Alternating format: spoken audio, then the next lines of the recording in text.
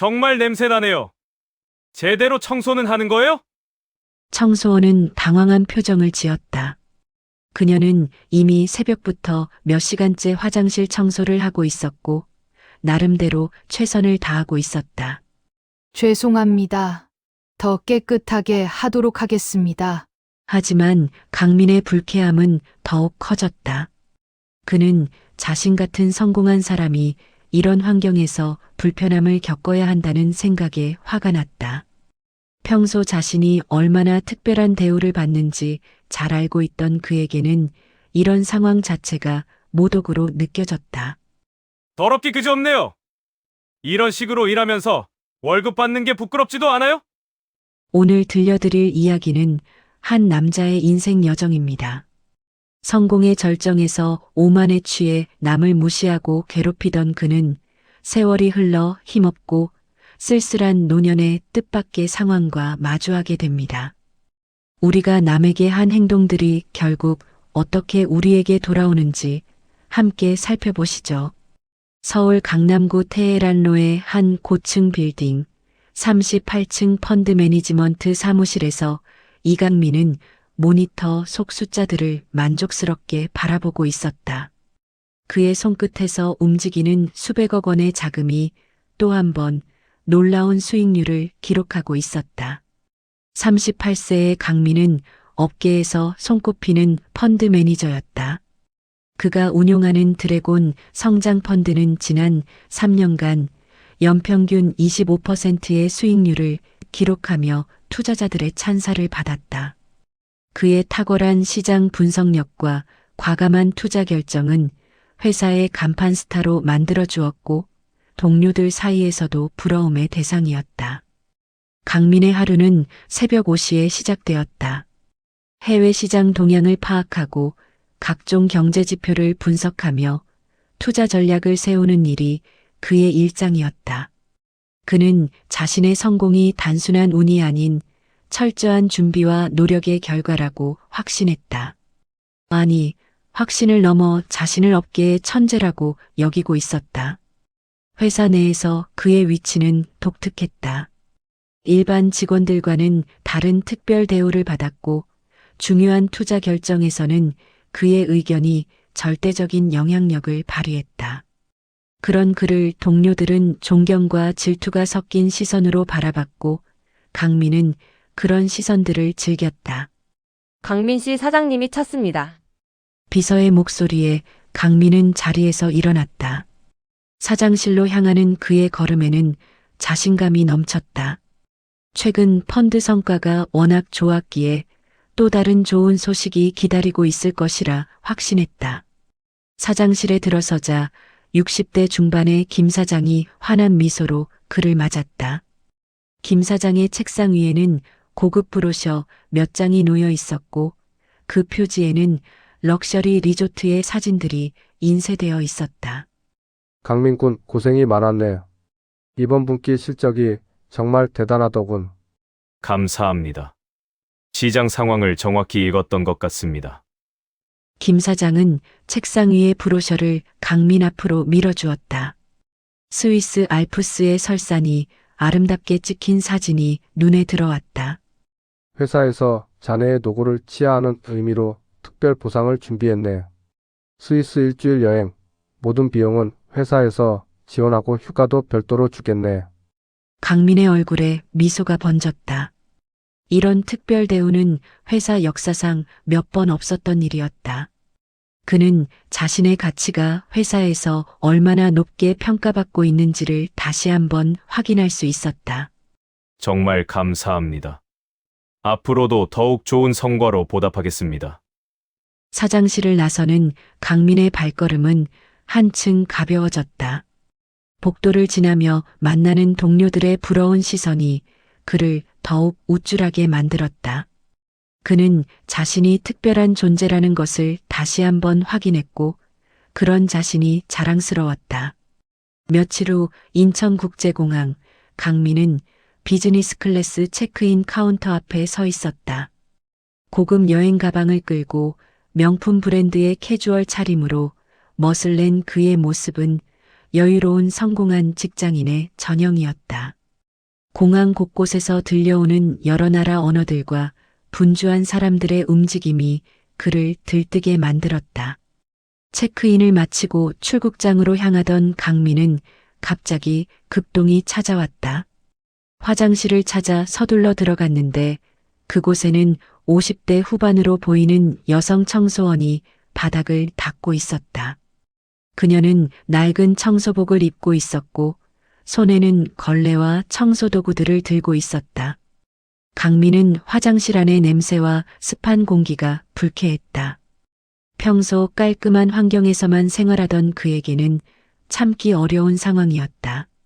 청소원은 자신의 일에 집중하며 묵묵히 바닥을 닦고 있었지만 강민의 눈에는 그 모든 것이 거슬렸다. 용변을 마치고 나오던 강민은 청소원과 마주쳤다. 그녀는 정중하게 고개를 숙여 인사를 건넸지만 강민의 표정은 이미 일그러져 있었다. 그는 자신의 기분 좋은 여행이 이런 불쾌한 상황으로 시작되는 것이 못마땅했다. 정말 냄새나네요.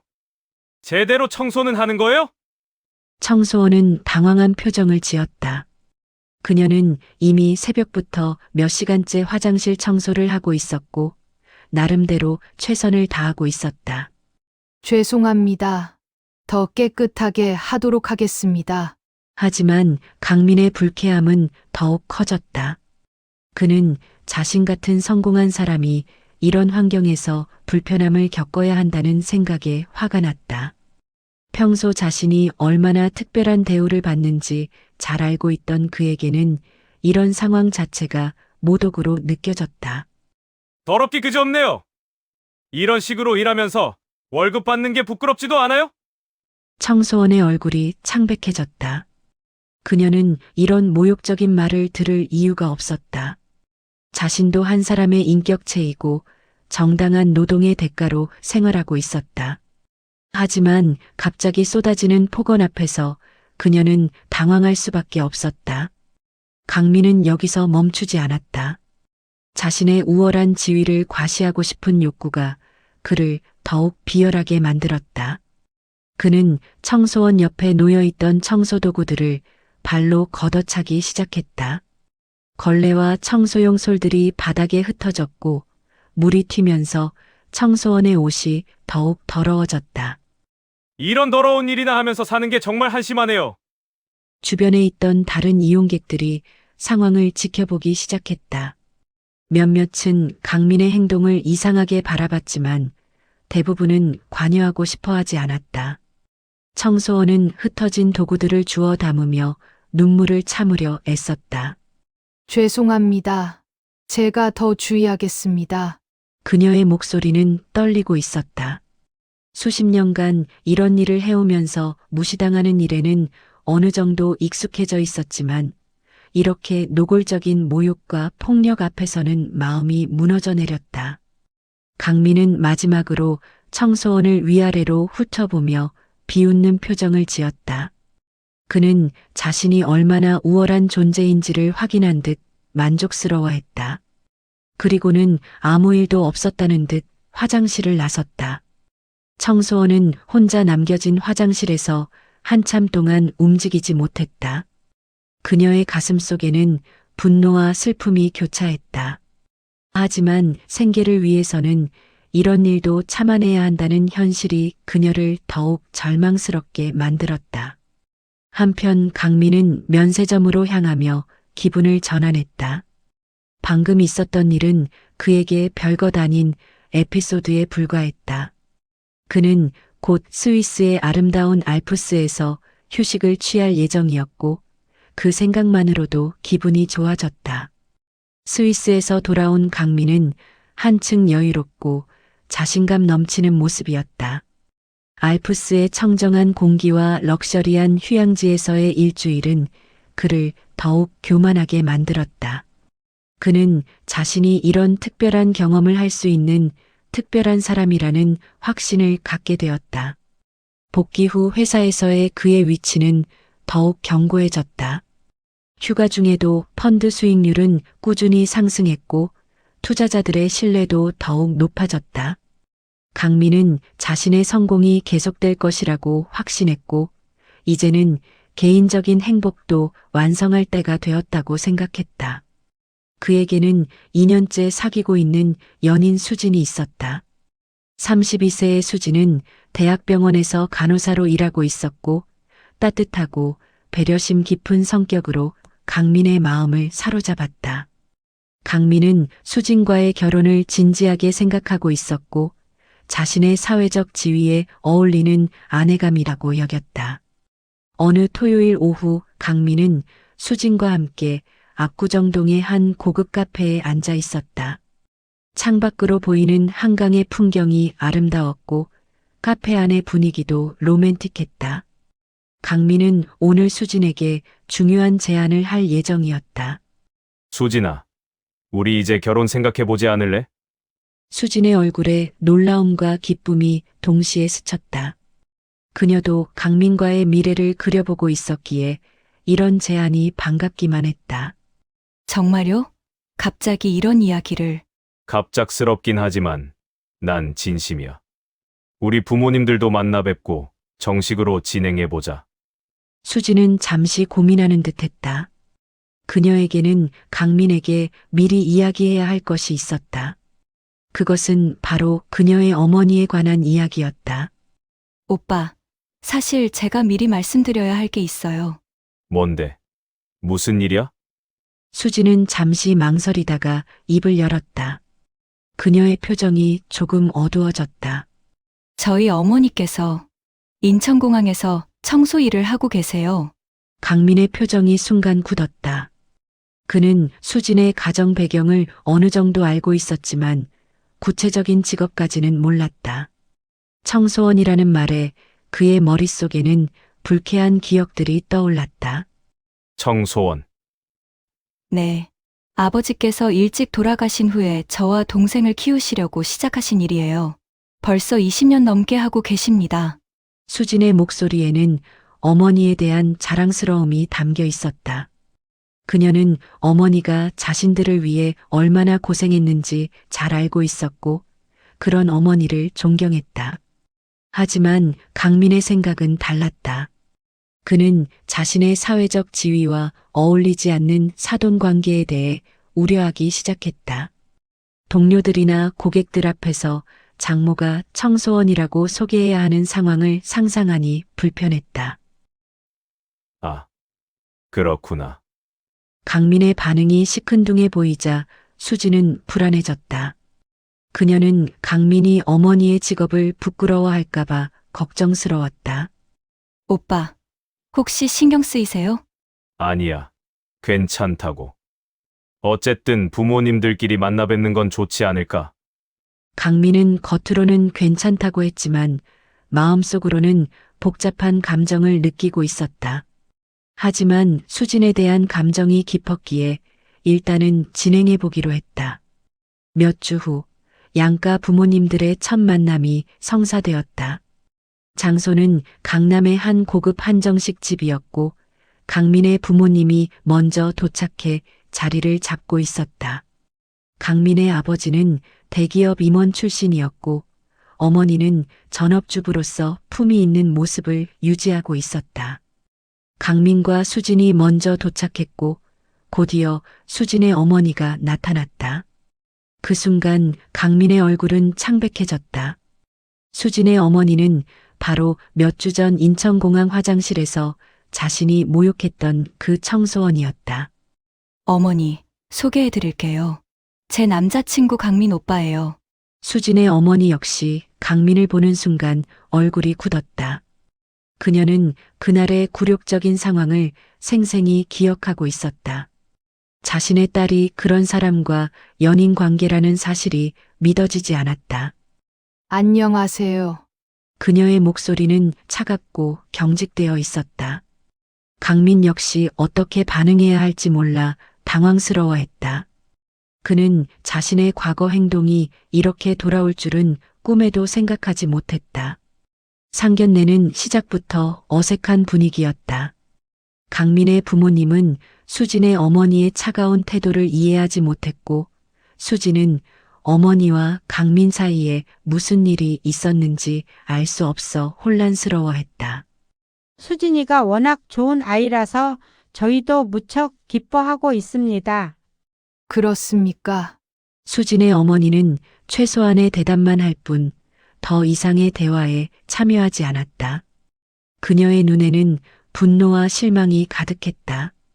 자신의 소중한 딸이 그런 인격을 가진 사람과 사랑한다는 사실이 가슴 아팠다. 식사 시간 내내 분위기는 어수선했다. 강민은 수진의 어머니와 눈을 마주치지 못했고 수진의 어머니는 강민을 노골적으로 외면했다. 수진과 강민의 부모님들은 이런 분위기를 이해하지 못해 당황스러워했다. 식사가 끝난 후 수진의 어머니는 딸을 따로 불렀다. 그들은 식당 밖 조용한 곳에서 대화를 나누었다. 수진아, 그 사람과는 결혼하면 안 된다. 어머니, 왜 그러세요? 무슨 일이 있었어요? 수진의 어머니는 그날 공항에서 있었던 일을 딸에게 모두 이야기했다.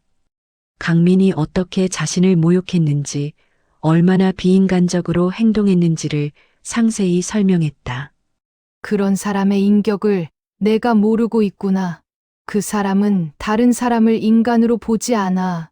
특히 자신보다 사회적으로 낫다고 생각하는 사람들을 말이야.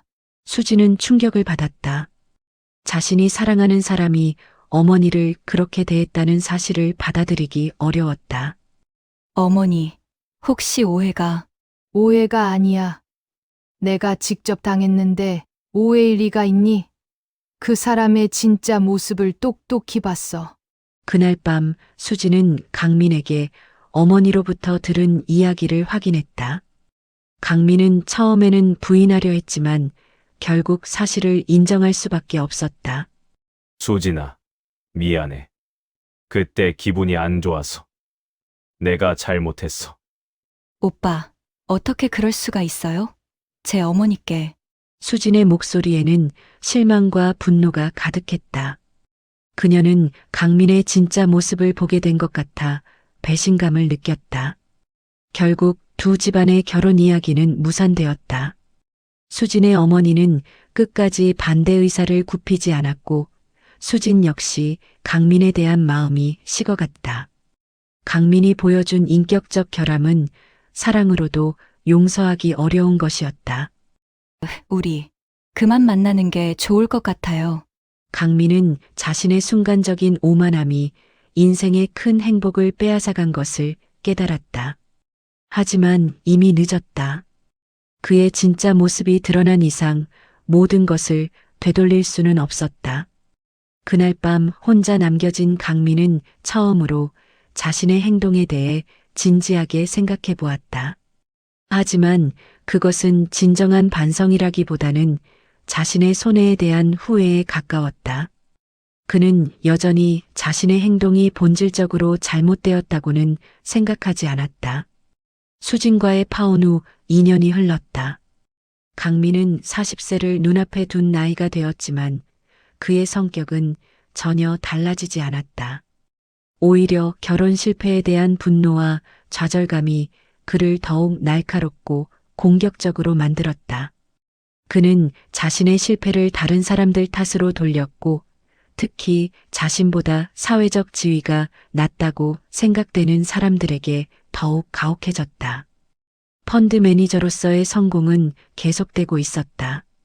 시장의 호황 속에서 그의 펀드는 여전히 높은 수익률을 기록하고 있었고 투자자들의 신뢰도 굳건했다. 회사에서의 그의 위치는 더욱 확고해졌고 연봉도 상당한 수준에 올라 있었다. 그는 강남의 고급 아파트로 이사하며 자신의 성공을 과시했다. 새로 이사한 아파트는 50평이 넘는 대형 평수였고 한강이 내려다 보이는 최고급 주상복합 건물이었다. 이곳의 입주민들은 대부분 의사, 변호사, 대기업 임원 등 사회적으로 성공한 사람들이었다. 강민은 이런 환경에서 살고 있다는 것 자체가 자신의 성공을 증명하는 것이라고 생각했다. 하지만 성공한 삶 속에서도 강민의 내면은 공허했다. 수진과의 이별 후 몇 번의 소개팅을 통해 여성들을 만났지만 진정한 관계로 발전하지는 못했다. 그의 오만함과 타인에 대한 무시하는 태도가 관계를 지속시키지 못하게 했다. 하지만 그는 이런 문제의 원인을 자신에게서 찾지 않고 상대방들의 문제라고 여겼다. 어느 금요일 밤 강민은 회사 동료들과의 회식을 마치고 집으로 돌아가고 있었다. 평소보다 늦은 시간이었고 술도 꽤 마신 상태였다. 아파트 입구에 도착했을 때 그는 출입카드를 가방 어디에 두었는지 찾을 수 없었다. 술에 취한 상태에서 가방을 뒤지고 있었지만 카드는 보이지 않았다. 아파트 입구에는 50대 중반의 경비원이 근무하고 있었다. 박 경비원은 이 아파트에서 5년째 일하고 있었고 성실하고 친절한 성격으로 입주민들에게 신뢰받고 있었다. 그는 강민의 얼굴을 알고는 있었지만 규정상 출입카드 없이는 문을 열어줄 수 없었다. 죄송합니다만 출입카드를 확인해 주시겠습니까? 강민은 술에 취한 상태에서 이런 요청을 받자 짜증이 났다. 자신이 이 아파트의 당당한 거주자인데 경비원이 문을 열어주지 않는다는 것이 말이 되지 않는다고 생각했다. 야, 나 여기 사는 거 알잖아. 빨리 문 열어줘. 규정상 출입카드 없이는 문을 열어드릴 수가 없습니다. 양해해 주세요. 박 경비원의 정중한 설명에도 불구하고 강민의 화는 더욱 커졌다. 그는 자신 같은 성공한 사람이 이런 대우를 받아야 한다는 것에 분노했다. 술 기운도 있고 해서 그의 이성적 판단력은 완전히 마비된 상태였다. 야, 너가 뭔데 나한테 이래? 내가 여기서 얼마나 비싼 관리비 내는지 알아? 죄송합니다. 하지만 규정은 모든 입주민에게 동일하게 적용됩니다. 강민은 주머니를 뒤져 신분증을 꺼내 들었다. 그는 신분증으로 자신이 이곳 거주자임을 증명할 수 있다고 생각했다. 이것 봐. 내가 여기 산다니까. 박 경비원은 신분증을 확인했지만 여전히 규정을 고수했다. 출입카드 없이는 어떤 이유로든 문을 열어줄 수 없다는 것이 아파트 관리사무소의 엄격한 지침이었다. 신분증으로는 확인이 어렵습니다. 관리사무소에 연락해서 확인 절차를 거쳐야 합니다. 뭐? 관리사무소? 지금 이 시간에? 강민의 목소리는 점점 커져갔다. 주변에 지나가던 다른 입주민들이 상황을 지켜보기 시작했다. 그는 이런 굴욕적인 상황이 더욱 화가 났다. 당장 문 열어. 안 그러면 너 잘라버린다. 박 경비원은 이런 협박에도 굴복하지 않았다. 그는 자신의 업무를 성실히 수행하고 있을 뿐이었고 아무리 입주민이라 하더라도 규정을 어길 수는 없었다. 협박하지 마시고 정당한 절차를 따라주시기 바랍니다. 강민은 완전히 이성을 잃었다. 그는 경비원의 옷깃을 잡으며 위협적으로 다가갔다. 술 냄새와 함께 쏟아지는 폭언이 경비실을 채웠다. 야, 이 더러운 놈아. 내가 누군지 알아? 내가 한 달에 버는 돈이 얘 연봉보다 많아. 주변 입주민들이 상황을 목격하며 수군거리기 시작했다. 몇몇은 강민의 행동을 못마땅하게 바라봤지만 직접 나서지는 않았다. 박 경비원은 굴욕적인 상황에서도 참을성을 발휘하며 냉정을 유지하려 노력했다. 결국 다른 입주민 한 분이 나서서 관리사무소에 연락을 취해 주었고 복잡한 확인 절차를 거쳐 강민은 아파트에 들어갈 수 있었다. 하지만 그의 분노는 여기서 끝나지 않았다. 오히려 이런 굴욕을 당했다는 생각에 박 경비원에 대한 적개심만 더욱 커졌다. 그 다음 날부터 강민의 괴롭힘이 시작되었다. 그는 매일 아침 출근길에 박 경비원에게 트집을 잡았다. 택배 처리가 느리다고 화를 내거나 주차장 관리가 엉망이라고 소리를 질렀다. 심지어는 박 경비원이 제대로 인사하지 않는다며 트집을 잡기도 했다. 야, 어제 내 택배 왜 늦게 가져다줬어? 죄송합니다. 택배량이 많아서. 변명 듣고 싶지 않아. 제대로 일 못하면 나가라고.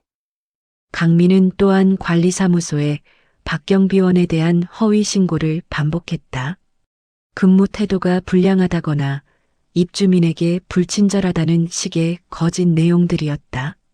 처음에는 관리사무소에서도 강민의 말을 진지하게 받아들였지만 다른 입주민들의 증언과 맞지 않아 의아해했다. 박경비원은 이런 괴롭힘 속에서도 묵묵히 자신의 일을 해나갔다.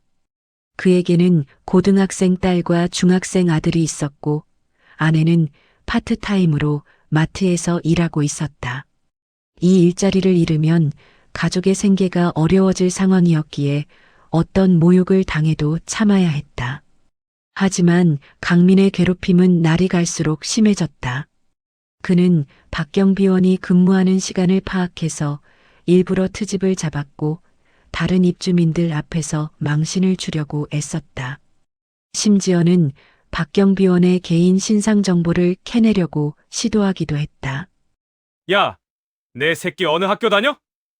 아빠가 이런 일 한다고 부끄럽지도 않을까? 이런 말을 들은 박경비원의 얼굴은 창백해졌다. 자신이 당하는 것은 참을 수 있어도 가족들에게까지 피해가 갈 수 있다는 생각에 마음이 무너져 내렸다. 결국 3개월 후 박경비원은 사직서를 제출했다. 그는 더 이상 이런 굴욕과 괴롭힘을 견딜 수 없었고 가족들에게까지 피해가 가는 것을 막고 싶었다. 새로운 일자리를 찾는 것은 쉽지 않겠지만 인간으로서의 존엄성을 지키는 것이 더 중요하다고 판단했다. 박경비원이 떠나던 날 많은 입주민들이 아쉬워했다. 그는 성실하고 친절한 경비원이었기 때문이었다. 하지만 강민만은 승리한 듯 만족스러워했다. 그는 자신이 원하는 대로 상황을 조정할 수 있다는 권력감에 도취되어 있었다. 역시 세상은 힘 있는 사람 위주로 돌아가는 거야. 강민은 이 사건을 통해 자신의 사회적 지위와 권력을 재확인했다고 생각했다. 하지만 그는 모르고 있었다. 자신의 이런 행동들이 언젠가는 반드시 대가를 치르게 될 것이라는 사실을 말이다. 강민이 42세가 되던 해 글로벌 금융시장에 먹구름이 들이우기 시작했다. 미국발 서브프라임 모기지 사태의 여파가 전 세계로 번져나가고 있었고 한국의 금융시장도 그 영향에서 자유롭지 못했다. 하지만 강민은 이런 위기 신호들을 대수롭지 않게 여겼다. 지난 몇 년간의 연속된 성공이 그를 과신하게 만들었고 자신의 투자 실력을 맹신하고 있었다. 그의 펀드는 여전히 공격적인 투자 전략을 고수하고 있었다. 고수익을 추구하기 위해 위험도가 높은 파생 상품과 해외 투자에 집중하고 있었고 레버리지를 활용한 투자 비중도 상당했다. 다른 펀드 매니저들이 조심스러운 태도를 보이기 시작할 때도 강민은 더욱 공격적인 배팅을 계속했다. 지금이 기회야. 다들 겁먹고 있을 때 우리는 더 크게 간다. 회사 임원들과의 회의에서 강민은 자신만만한 태도를 보였다. 그의 과거 실적을 믿고 있던 회사 경영진들도 그의 판단을 신뢰하며 더 많은 자금을 맡겼다. 투자자들 역시 강민의 명성을 믿고 추가 투자를 이어갔다. 하지만 2008년 9월 리먼 브라더스의 파산과 함께 글로벌 금융위기가 본격화되면서 상황은 급변했다. 강민이 투자했던 금융상품들의 가치가 폭락하기 시작했고 레버리지 효과로 인해 손실은 눈덩이처럼 불어났다. 하루아침에 수백억 원의 손실이 발생했고 펀드 가치는 연일 최저치를 경신했다. 강민은 패닉 상태에 빠졌다. 지난 몇 년간 경험해보지 못한 상황이었고 어떻게 대처해야 할지 몰랐다. 그는 손실을 만회하기 위해 더욱 위험한 베팅을 시도했지만 상황은 더욱 악화될 뿐이었다. 이건 일시적인 조정이야. 곧 반등할 거라고. 하지만 시장은 강민의 기대와는 정반대로 움직였다. 매일 아침 출근할 때마다 주가는 하락했고 투자자들의 항해 전화가 끊이지 않았다.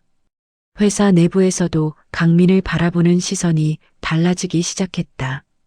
펀드 손실률이 70%를 넘어서자 투자자들의 환매 요청이 폭주했다. 평소 강민을 신뢰했던 고객들도 하나둘씩 등을 돌렸고 언론에서는 강민의 실패를 대대적으로 보도했다. 한때 업계의 스타였던 그는 순식간에 실패한 펀드 매니저로 낙인 찍혔다. 강민 씨, 이번 사태에 대해 어떻게 생각하십니까? 일시적인 시장 조정으로 보고 있으며 곧 회복될 것으로 예상합니다. 하지만 강민의 변명은 더 이상 통하지 않았다. 회사는 결국 그의 펀드 운용을 중단시켰고 몇 달 후에는 권고사직을 요구했다. 20년 가까이 쌓아온 그의 경력이 한순간에 무너져 내렸다. 퇴사 후 강민은 다른 금융회사로의 이직을 시도했다. 하지만 그의 실패 기록은 이미 업계에 널리 알려져 있었고 어느 회사도 그를 받아주려 하지 않았다. 몇 번의 면접 기회가 있었지만 모두 불합격 통지를 받았다. 죄송합니다. 다른 적합한 후보자로 결정되었습니다. 이런 거절이 반복되자 강민의 자존심은 크게 상처받았다. 한때 업계에서 스카우트 제의가 끊이지 않았던 그였는데 이제는 아무도 그를 원하지 않았다. 현실을 받아들이기 어려웠지만 생계를 위해서는 다른 방법을 찾아야 했다. 강민은 개인 투자자로 활동하기로 결정했다. 그동안 모아둔 개인 자산을 종잣돈으로 삼아 투자를 계속하면 언젠가는 재기할 수 있을 것이라고 생각했다. 그는 여전히 자신의 투자 실력을 믿고 있었고 이번 실패는 단순히 운이 나빴던 것이라고 여겼다. 처음에는 어느 정도 성과를 거두는 듯했다. 작은 규모의 투자로 시작해서 조심스럽게 수익을 늘려갔다. 하지만 예전의 큰 성공을 잊지 못한 강민은 점차 투자 규모를 키우기 시작했다. 그는 다시 한번 크게 성공하고 싶은 욕망에 사로잡혔다. 이번에는 다를 거야. 내가 시장을 제대로 읽고 있어.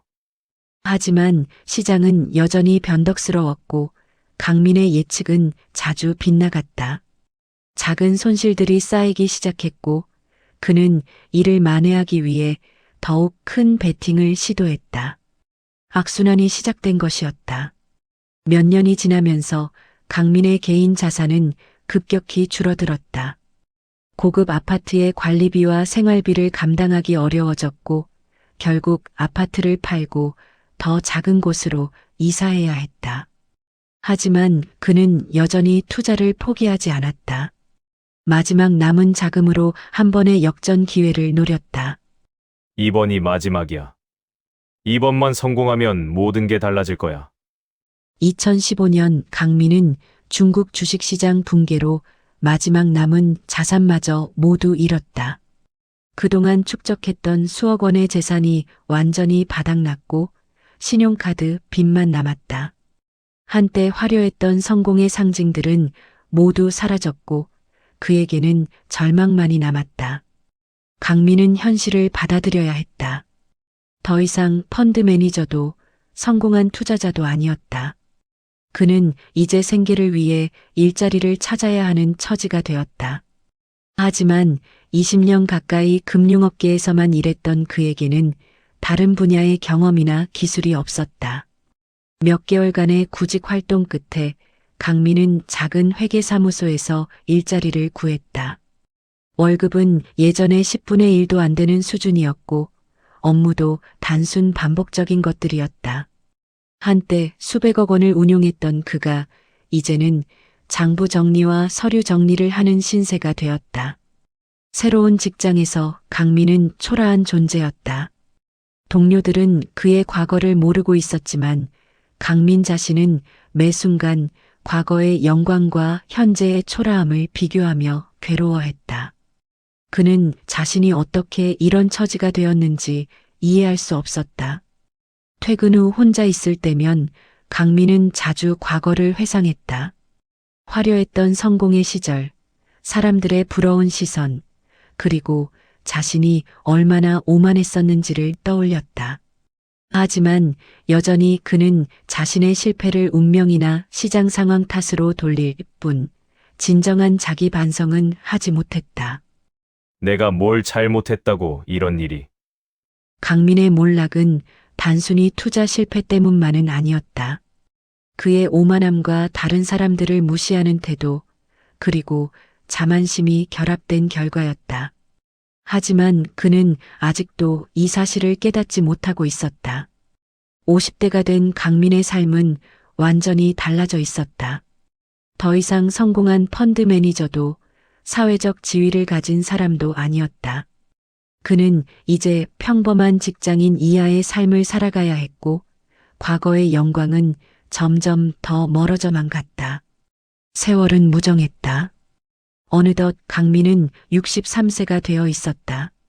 한때 화려했던 40대의 모습은 온데간데 없고, 이제는 구부정한 어깨와 깊어진 주름살을 가진 평범한 노인이 되어 있었다. 그의 머리카락은 반백이 되었고, 값비싼 정장 대신 낡은 운동복 차림이 일상이 되었다. 작은 회계사무소에서의 생활도 오래 지속되지 못했다. 나이가 들면서 업무 능력이 떨어졌고 젊은 직원들과의 경쟁에서 밀려나 결국 퇴직하게 되었다. 그 후로는 이런저런 일자리를 전전했지만 60대 노인을 받아주는 곳은 많지 않았다. 강민이 살고 있는 곳은 서울 외곽의 반지하 원룸이었다. 곰팡이 냄새가 배어있는 좁은 공간에서 혼자 지내는 생활은 그에게 절망감을 안겨주었다. 한때 50평이 넘는 강남의 고급 아파트에서 살았던 그였는데 이제는 10평도 안 되는 반지하에서 근근히 생활하고 있었다. 국민연금과 기초생활수급비만으로는 생활이 어려웠다. 병원비와 생활비를 감당하기 위해서는 어떤 일이라도 해야 했다. 하지만 60대 중반의 나이에 할 수 있는 일은 제한적이었다. 며칠간의 구직 활동 끝에 그는 한 아파트 단지의 경비원 모집 공고를 발견했다. 경비원. 그 단어를 입에 올리는 것조차 그에게는 굴욕이었다. 20여 년 전 자신이 그토록 무시하고 괄시했던 바로 그 직업이었다. 하지만 현실적으로 다른 선택의 여지가 없었다. 생계를 위해서는 자존심도 내려놓아야 했다. 면접날 강민은 오랜만에 정장을 꺼내 입었다. 옷장 깊숙이 보관해 두었던 낡은 정장이었지만 그나마 남은 체면을 위해 단정히 차려입었다. 거울에 비친 자신의 모습이 초라해 보였지만 어쩔 수 없는 현실이었다. 면접장에서 만난 관리소장은 40대 중반의 남성이었다. 그는 강민의 이력서를 훑어보며 의아한 표정을 지었다. 경력란에 적힌 펀드 매니저라는 직업이 경비원 지원자로는 이례적이었다. 펀드 매니저를 하셨던 분이 왜 경비원 일을 하려고 하십니까? 강민은 잠시 망설였다. 진실을 말하기에는 너무나 부끄러웠고 거짓말을 하기에는 양심이 허락하지 않았다. 사정이 있어서 일자리가 필요합니다. 관리소장은 더 이상 묻지 않았다. 요즘 같은 시대에 고학력자들이 생계를 위해 어쩔 수 없이 선택하는 일들이 많다는 것을 알고 있었다. 강민의 나이와 성실해 보이는 인상을 고려해 합격을 통보했다. 경비원으로서의 첫 출근날, 강민은 새벽 4시에 일어났다. 아파트 경비실로 향하는 발걸음은 무거웠다. 한때 자신이 그렇게 무시했던 자리에 자신이 서게 된 현실이 믿어지지 않았다. 경비실은 생각보다 더 좁고 답답한 공간이었다. CCTV 모니터들이 벽면을 가득 채우고 있었고 작은 책상 하나와 의자, 그리고 간단한 차 끓일 도구들이 전부였다. 이곳이 앞으로 하루의 대부분을 보내야 할 그의 작업장이었다. 동료 경비원들은 대부분 그와 비슷한 연령대의 사람들이었다. 이전 직업도 다양했다. 택시기사, 공장 근로자, 소상공인 등 각자의 사연을 가지고 이곳에 왔다. 그들은 강민을 따뜻하게 맞아주었고 업무를 친절하게 알려주었다. 첫날이시죠? 처음에는 힘들지만 금세 적응됩니다. 감사합니다. 잘 배우겠습니다. 경비원의 업무는 생각보다 다양했다. 아파트 출입 관리, 택배 정리, 청소, 각종 민원 처리 등이 주된 업무였다. 특히 입주민들의 크고 작은 요구사항들을 처리하는 일이 많았다. 강민은 이런 일들을 하나씩 배워나갔다. 처음 며칠은 적응하기 어려웠다. 오랫동안 앉아서 일하던 그에게 계속 서 있고 움직이는 일은 육체적으로 힘들었다. 또한 다양한 성격의 입주민들을 상대하는 것도 쉽지 않았다. 어떤 이들은 친절했지만 어떤 이들은 경비원을 하대하는 태도를 보였다. 야, 택배 언제 가져다 줄 거야? 벌써 1시간 넘게 기다렸는데. 죄송합니다. 바로 가져다 드리겠습니다. 이런 상황에서 강민은 과거 자신의 모습을 떠올렸다. 자신도 경비원들에게 이런 식으로, 아니 더 심하게 대했던 기억이 났다. 그때는 당연하다고 생각했던 일들이 이제는 자신에게 고스란히 돌아오고 있었다. 퇴근 후 혼자 있는 시간이 가장 괴로웠다. 반지하 원룸에 돌아와 혼자 라면을 끓여 먹으며 과거를 회상하는 시간들. 한때 고급 레스토랑에서 비싼 음식을 먹으며 성공을 자축했던 그였는데 이제는 편의점에서 산 컵라면이 주식이 되었다. 가끔 TV에서 금융 뉴스가 나올 때면 채널을 돌렸다. 한때 자신이 활동했던 무대가 너무나 멀게 느껴졌고 그런 세계에서 활동했던 자신이 믿어지지 않았다. 모든 것이 꿈이었던 것 같았다. 강민에게는 가족도 친구도 없었다. 결혼도 하지 못했고 부모님도 이미 세상을 떠나셨다. 과거 동료들과의 연락도 끊어진 지 오래였다. 성공했을 때는 많은 사람들이 그를 찾았지만 실패한 후에는 아무도 곁에 남지 않았다. 외로움과 절망감 속에서도 강민은 하루하루를 버텨나갔다. 경비원 일을 시작한 지 6개월이 지나자 어느 정도 적응이 되었다.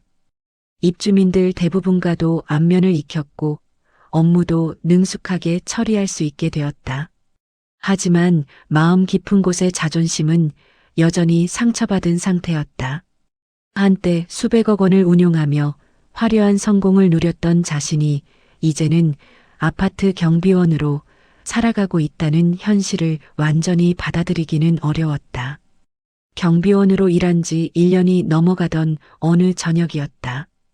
64세가 된 강민은 야간 근무를 마치고 퇴근 준비를 하고 있었다. 오늘도 하루 종일 입주민들의 크고 작은 민원들을 처리하며 지쳐 있었다. 허리도 아프고 다리도 부어 있었지만 이제는 이런 피로감에도 어느 정도 익숙해져 있었다. 퇴근 시간이 되어 강민은 경비복을 벗고 평상복으로 갈아입었다. 낡은 트레이닝복 차림으로 아파트를 나서려던 순간 그는 자신이 출입카드를 경비실에 두고 나왔다는 것을 깨달았다. 피로에 지쳐 깜빡한 것이었다. 아파트 정문은 이미 자동으로 잠겨 있었고 출입카드 없이는 들어갈 수 없었다. 강민은 잠시 망설였다. 다시 들어가서 카드를 가져와야 했지만 이미 근무를 마친 상태에서 다시 들어가는 것이 번거로웠다. 마침 한 입주민이 나오는 것이 보여 도움을 요청하기로 했다. 그 입주민은 30대 후반으로 보이는 남성이었다. 명품 브랜드의 정장을 입고 있었고 비싼 시계와 구두로 치장한 모습이 전형적인 성공한 직장인의 모습이었다. 강민은 정중하게 다가가서 도움을 요청했다. 실례합니다. 출입카드를 깜빡해서 문 좀 열어주실 수 있을까요? 그러나 그 남성의 반응은 예상과 달랐다. 그는 강민을 위아래로 훑어보며 미간을 찌푸렸다. 낡은 트레이닝복 차림의 강민이 마음에 들지 않는 듯 했다. 출입카드도 없이 왜 들어가려고 해요? 혹시 여기 사는 사람 맞아요? 강민은 당황했다. 자신이 이 아파트의 경비원이라고 설명하려 했지만 상대방은 들으려 하지 않았다. 아니면 신분증이라도 보여주세요. 요즘 세상이 얼마나 험한데 아무나 들여보낼 수 있나요? 강민은 신분증을 꺼내서 보여주었다. 하지만 입주민은 여전히 의심스러워하는 표정을 지었다. 신분증으로는 여기 산다는 걸 확인할 수 없죠. 관리사무소에 전화해서 확인받으세요. 저는 이 아파트 경비원입니다. 방금 전까지 근무를. 경비원. 그럼 더더욱 출입카드는 기본 아니에요? 이런 식으로 일하면서 월급 받는 게 부끄럽지도 않아요? 그 순간 강민의 가슴에 번개가 친 것 같은 충격이 흘렀다. 바로 자신이 20여 년 전 공항 청소원에게 했던 말과 똑같은 말이었다. 자신이 경비원에게 했던 말들이 고스란히 돌아오고 있었다. 정말 답답하네요. 이런 더러운 일이나 하는 사람들이 왜 이렇게 무책임해요? 입주민의 폭언은 계속되었다. 강민은 마치 20년 전에 자신을 보는 것 같았다. 똑같은 오만함, 똑같은 무시하는 태도, 똑같은 폭언들이 이번에는 자신을 향해 쏟아지고 있었다. 죄송합니다. 제가 실수했습니다. 강민의 목소리는 떨리고 있었다. 이 상황이 단순한 우연이 아니라는 것을 직감적으로 느꼈다. 자신이 과거에 저질렀던 모든 행동들이 정확히 똑같은 형태로 돌아오고 있었다. 실수. 이런 게 실수로 넘어갈 일인가요? 당신 같은 사람들 때문에 이 아파트 관리가 엉망이 되는 거예요. 입주민은 강민의 앞을 막고 서서 계속 폭언을 쏟아냈다. 주변에 지나가던 다른 사람들이 상황을 지켜보기 시작했다. 강민은 과거 자신이 청소원과 경비원에게 했던 행동들이 하나하나 떠올랐다. 이런 냄새나는 사람하고 같은 공간에 있는 것도 역겨워요. 그 말을 들은 순간 강민은 무릎이 꺾이는 것을 느꼈다. 정확히 자신이 공항 청소원에게 했던 말이었다. 시간을 거슬러 과거의 자신과 마주한 것 같은 충격이었다. 결국 다른 입주민이 나서서 상황을 정리해 주었고 관리사무소에 확인 전화를 해서 강민이 경비원임을 확인받았다. 그제서야 문을 열어주었지만 입주민의 마지막 말이 강민의 가슴을 찔렀다. 다음부터는 제대로 하세요. 이런 식으로 일하면 언젠가 큰 코 다쳐요. 강민은 비틀거리며 아파트 안으로 들어갔다. 다리에 힘이 빠져서 제대로 걷기조차 어려웠다. 경비실로 돌아가 카드를 챙긴 후 그는 그 자리에 주저앉았다. 눈물이 흘러내렸다. 64년의 인생에서 이렇게 절절하게 깨달음을 얻은 적은 없었다. 자신이 과거에 다른 사람들에게 얼마나 잔인했는지, 그리고 그 모든 것이 정확히 똑같은 형태로 자신에게 돌아오고 있다는 사실을 뼈저리게 느꼈다. 이게 인과응보구나. 강민은 떨리는 목소리로 중얼거렸다. 불교에서 말하는 업보라는 것이 이런 것인지 이제야 알 것 같았다. 자신이 뿌린 씨앗을 자신이 거두고 있는 것이었다. 그날 밤 강민은 잠들 수 없었다. 과거의 기억들이 파노라마처럼 스쳐 지나갔다. 공항 청소원에게 했던 폭언과 폭력, 경비원을 괴롭히고 쫓아낸 일들, 그리고 수많은 사람들을 무시하고 무례하게 대했던 순간들이 생생하게 떠올랐다. 이제야 강민은 깨달았다. 자신의 몰락이 단순히 투자 실패나 운이 나빴던 것 때문이 아니라는 것을, 자신이 평생 축적해온 오만함과 타인에 대한 무례함이 결국 자신을 이 지경까지 몰고 왔다는 것을. 미안합니다. 정말 미안합니다. 강민은 어둠 속에서 혼자 사과했다. 자신이 상처 주었던 모든 사람들에게, 무시하고 무례하게 대했던 모든 이들에게 진심으로 사과하고 싶었다. 하지만 이미 늦었다는 것도 알고 있었다. 그날 이후 강민의 마음가짐이 완전히 달라졌다. 입주민들을 대할 때도 더욱 정중하고 친절해졌고 동료 경비원들과도 따뜻한 관계를 유지하려 노력했다. 비록 늦었지만 진정한 사람이 되려고 애썼다.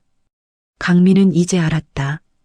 인생이란 결국 자신이 남에게 한 행동들이 돌고 돌아 자신에게 되돌아오는 거대한 순환의 고리라는 것을? 그리고 그 고리를 끊을 수 있는 것은 오직 진정한 반성과 변화뿐이라는 것을 64세가 되어서야 얻은 깨달음이었지만 그는 남은 인생이라도 올바르게 살아가려고 다짐했다. 비록 모든 것을 잃었지만 마지막에나마 진정한 인간이 될 수 있는 기회를 얻었다고 생각했다. 창밖으로 새벽이 밝아오고 있었다. 강민에게는 새로운 하루가, 새로운 삶이 시작되고 있었다.